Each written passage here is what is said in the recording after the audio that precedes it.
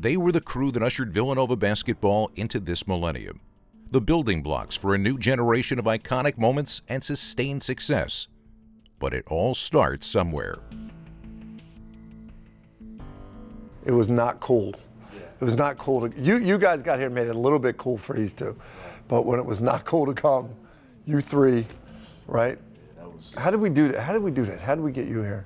Randy and I played a tournament at the Gauchos, and I knew Randy all the time, but I just didn't know how good he was because we were like the same size, and everyone said, oh, he's a 4, he's a 5. And I'm like, well, this guy got to be a 4 or 5 because we're the same damn size at least. And then Randy's taking the ball up full court, and I'm like, all right, you know.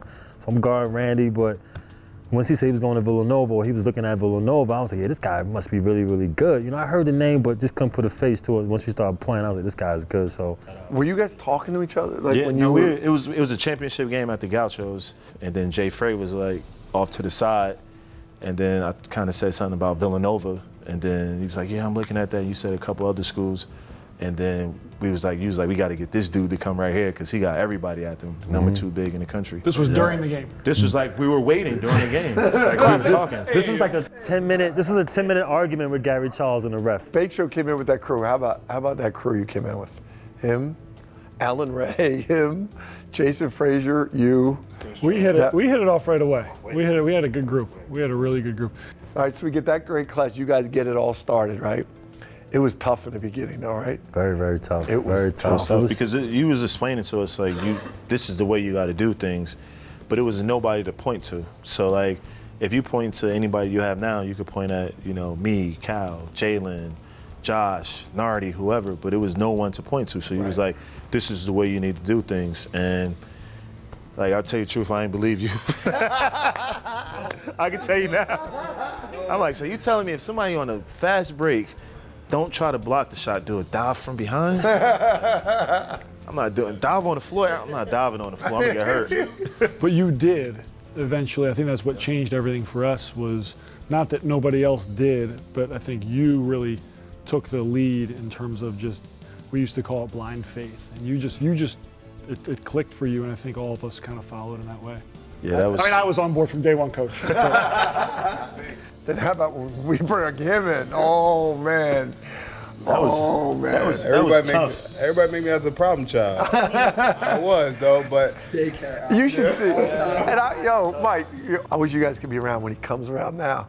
With the team, he's so mature, businesslike. He's such a role model. And I tell them, like, yo, this dude was crazy. And they look at me like, Kyle Lowry, he's an NBA All-Star. He's so mature. His I see his work ethic. And like, we're looking at each other like. I would say Kyle had an ego, which we all did.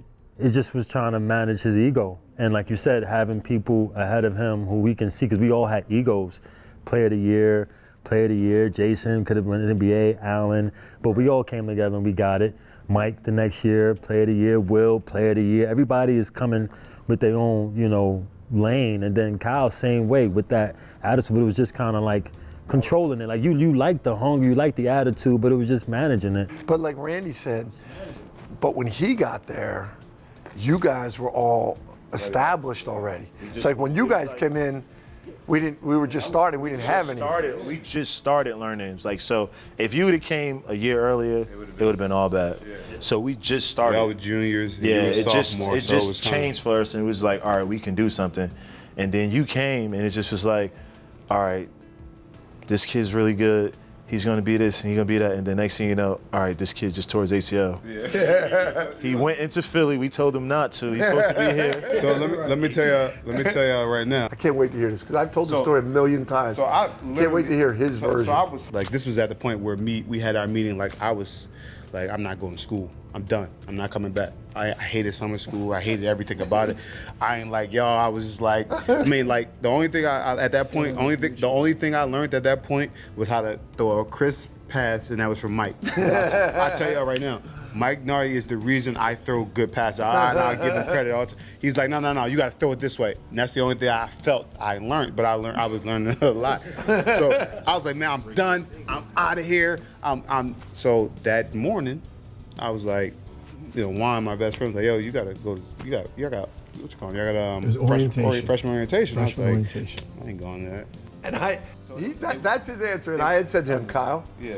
you better Gotta be be on there, time yep. for. If you're not here for freshman orientation, you're not playing this year.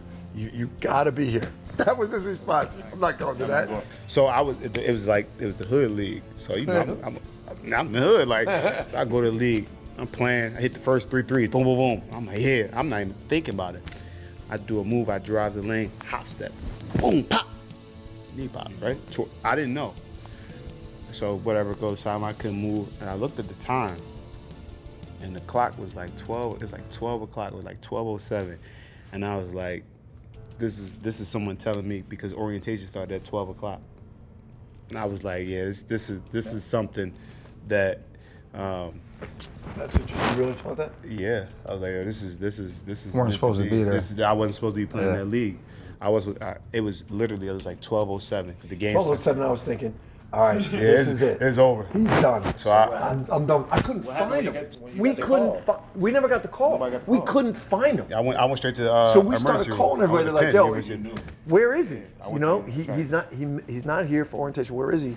Nobody knew where he was. And then somebody, like, we get somebody on the streets. It's like, yo, he was, I don't know, he was playing in a game. So we're mad that he was in a game.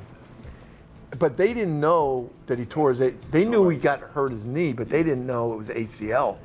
So finally we just track him down there. He's in a hospital. They're like, he tore his ACL. Then it went from, that's it, I'm done with him, like, oh, this poor kid. I'm like, I feel so bad for him now. It worked out. It worked out. How many times I go to you and say, Randy, go talk to him? Like, you talked, because he's got himself into some deep stuff right now. Like, if you don't talk to him, and you would say, I got coach, I got him. I had some good, listen, I'm gonna tell you, I tell y'all, and I admit it, I had some great, these dudes right here, even the dudes that ain't here. I mean, I gotta shout out Chris Charles, I gotta shout out A-Ray, I gotta shout out those guys, even Tommy Grace. Like, those guys, like, and I said, man, like, it was never like this or that. It was like, yo, we a family here. And I had great leaders to follow. And after that, like, after my freshman year, you know, I ain't played with, I just knew, like, it was good guys. Like, I always talk to, like, people don't know, I always talk to Baker. I always talk to like Mikey. I always talk to other guys, you know, Randy and Kurt and Nardi. Mike, they had their lives, but I had, you know, I knew if I needed them, they'd come and talk. Yeah, hey, what you need?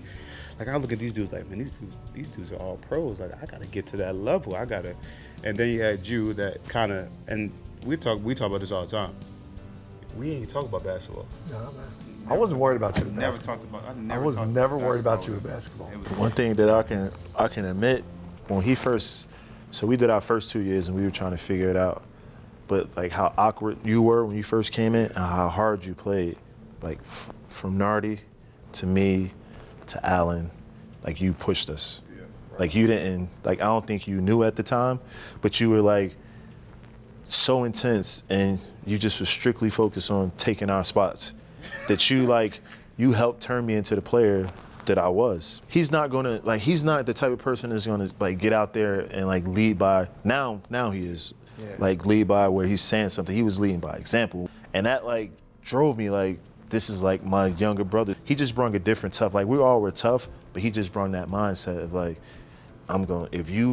if there's food there, I'm a dog, I'm gonna eat it every single time. I'll say this, like, I don't say like anything, these dudes built the foundation. I came in and brought the hood.